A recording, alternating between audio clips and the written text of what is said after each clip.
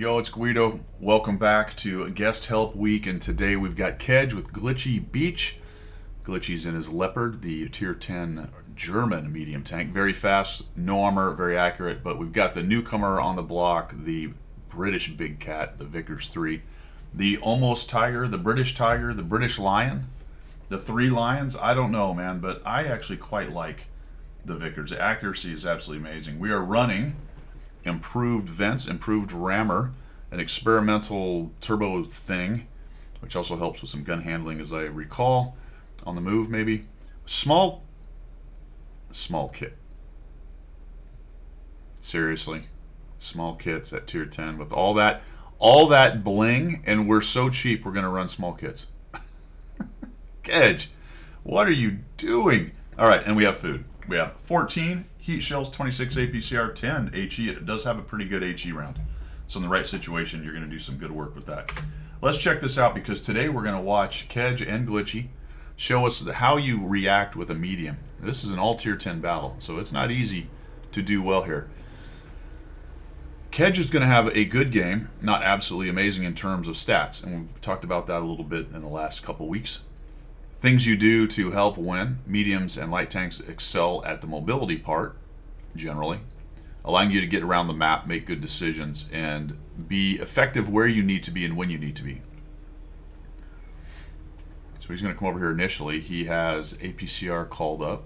There are no light tanks right now, so that changes a little bit how this map's going to get played. Generally, you're going to have a light tank or two head up that way, and I don't know if Kedge knows there's light tanks or not right now, but maybe he's looking potentially for a medium tank. A medium tank would be easier to see. It would be much harder for a medium tank to get up in there. There's only one artillery on each side. More on that in just a minute. But it's looking like there are no customers.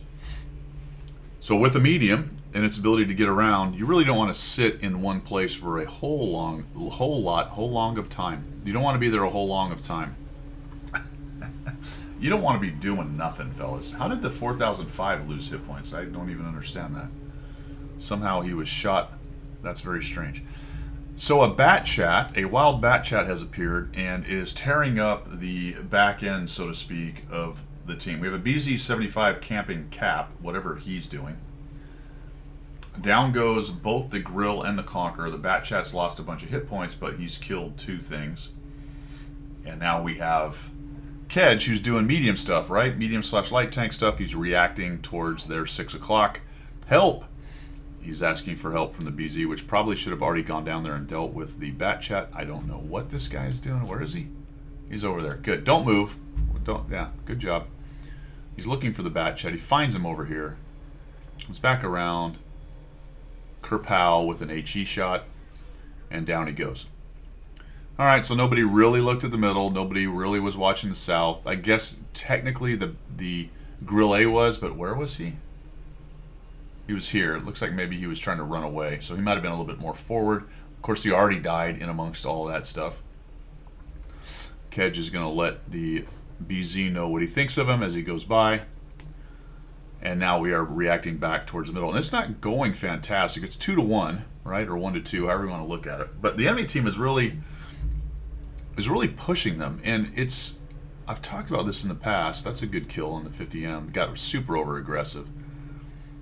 Sometimes, even though it looks relatively even in the books in terms of numbers, it just feels like your team's outnumbered based on where your team is positioned and what they're doing.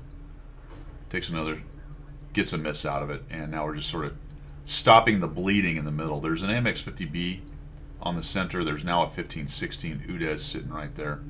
So we are very reactionary right now based on our positioning and the enemy positioning. The good news is the enemy is making some kind of stupid pushes, which is helping us a little bit. But Kedge has done a nice job posting up right here. The BZ is whatever he's doing there. His hit points are sitting there, keeping them from being too bold on their pushes. I think we're going to go after that hatch and we don't get it. Get lit. Hide ourselves behind this rock. 50B's there, the 15-16's there, and we're just in a very reactionary mode right here. But Kedge is doing a nice job getting shots, moving around, trying to figure out what to do. And when I was looking at this replay at first, I got to this point, I'm like, doesn't it look like the purples are they just own everything? You know, it's 2-3, so Kedge's team is down one. Kedge and Glitchy's team is down one. That big mass in the middle is just extremely worrisome. Now, the Centurion, the Badger, the FV, these guys in the middle, there are some crossfire opportunities, so it is dangerous for the purples just to YOLO in there. But this whole map just looks like it's more or less controlled, especially the important bits of it, by the purples. Now, that's not exactly true, but it really feels that way, that we're completely on a defensive footing at the moment.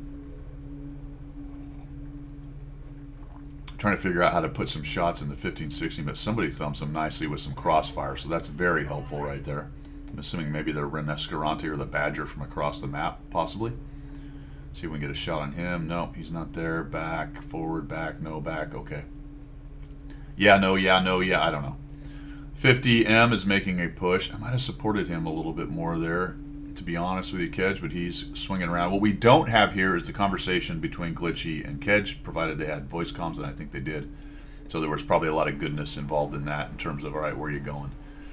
Help me over here, give me crossfire here, all that good stuff. And that's one of those huge advantages for a platoon. Reniscarante makes kind of a dumb move into the middle, but that does draw out this feller, and we thump him and get rid of the 140. Good kill there, and it's now 3-3. It's now 3-4. The other Vickers gets over there. Now, the accuracy on this gun is absolutely amazing, and it does allow for a lot of firing on the move quite accurately, or as you just stop and getting a nice shot off. And if you are stopped, your shots are extremely accurate at range. It's got a really good velocity on the gun. The gun is just an amazing gun for this game.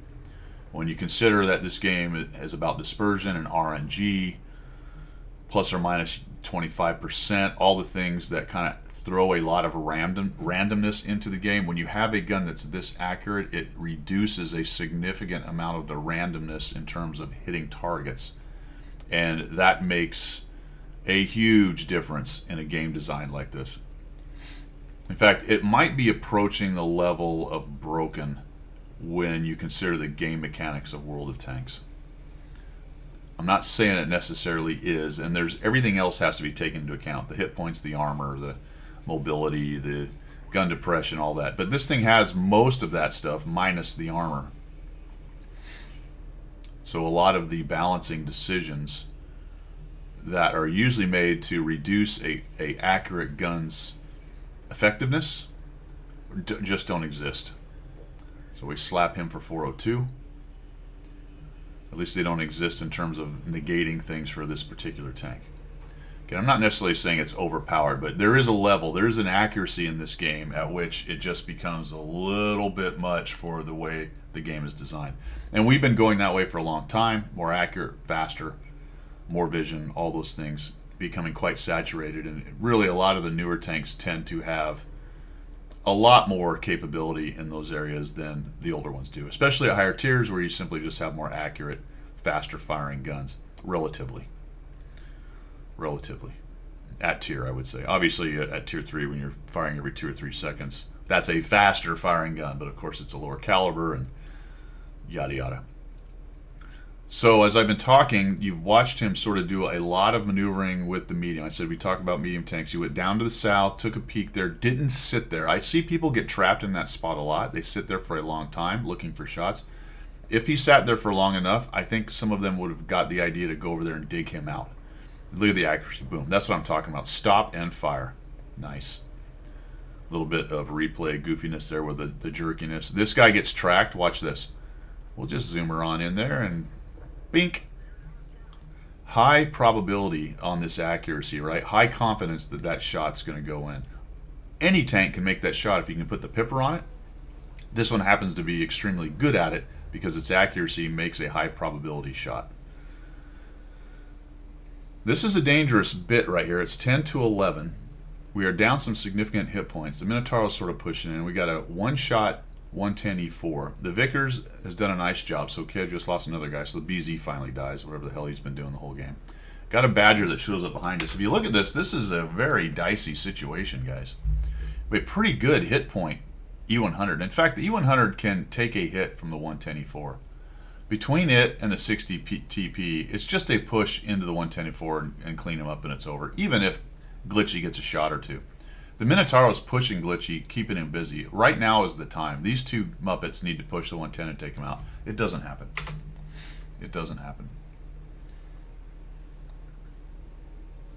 Go ahead and swing around here. Hindsight is 20/20 to some extent. The Minotauro's going to die here pretty quickly. They may have saw the Badger there, putting down Crossfire and thinking, yeah, we got this. We just need to be a little patient. We'll be all good. I thought about maybe you needed to stop and shoot, but quickly I think Glitchy gets this. There we go. The Minotauro tries to come around and dies like a Muppet. The U100 is running the small gun. That's good info we didn't have earlier. At least I didn't. I wasn't paying attention to the damage. And we swing around this way. So back to the middle, which is a fairly controlling spot. Not a bad idea. We can at least look for the Badger or try to deal with him if he pushes up and over. We can also support the middle right here. Glitchy puts a shot on the 60 TP. Kedge puts the other shot. You know, Kedge has 1,900 damage, right? Almost 2,000, only 224 assists. But if you look at what he's been doing in this game and reacting in the places he's been going, as well as Glitchy, who has a really good game in here as well. And one other, which we'll mention in just a minute. He's been doing the things that need to be done at the time they need to be done, and that is a medium light tank thing, right? Maybe more so medium tank for the damage potential and the ability to hold the spot. Light tank certainly for the speed and camo, right? The stealth aspect of it, but even some mediums are able to be stealthy. Just a really nice job.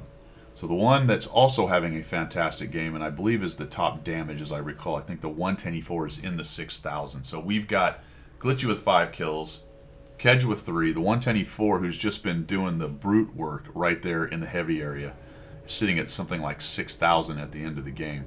So he had a massive amount to do with it, with not allowing the heavy side over there to just collapse, punishing them as they move forward. And now it's just clean up on Owl 2. Still dangerous. The Badger has a lot of hit points. If they do it wrong and he gets a couple of good shots, remember that thing reloads like a medium. Very fast reload. About the same alpha as these two guys. I want to say 400. Glitchy finds the 155-58 out in the open. They find the Badger wandering around still in the middle. Probably a bad idea on his part. He maybe needed to try to make a runner to get to a more defensible position. But with his artillery down, he's in a much worse situation.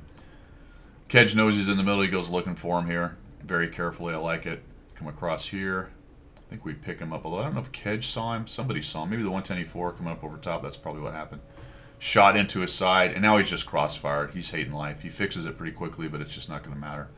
Go for another track. We get it. And now he's screwed, right? Unless he had another kit. He's at least there for a few seconds. Pins him down. The 110E4 takes that last shot and nukes him, and absolutely fantastic. So the 110E4 cranks up the kills to 3, 6,000, like I said, I believe, something damage. We have Kedge at 2,700, 1,539, some assist right at the end. This is why you don't give up, guys. It's why you don't stop playing. It's why you don't quit hitting W even if you're winning. Get your tank forward. He had hit points to give, even if he ran into the Badger. Now, you don't want to be stupid about it, but you know he had some options with hit points. Keep your votes alive, all that good stuff. So he grabbed a bunch more assists right at the end, right? We got 382 for a track, another 45 for a track. There's a spotting for 448 on the Badger. So 1,100 something hit points off the Badger right at the end of the game by sticking around with it, keeping at it, keep looking for the bad guys. And a really nice job, guys, overall. And a good example, I would say, certainly, of what mediums can do and platooned. Like I said, we didn't hear the comm between these guys. It would have been good to hear that, but I assume that it was there, and that is one of the huge advantages of playing in a platoon.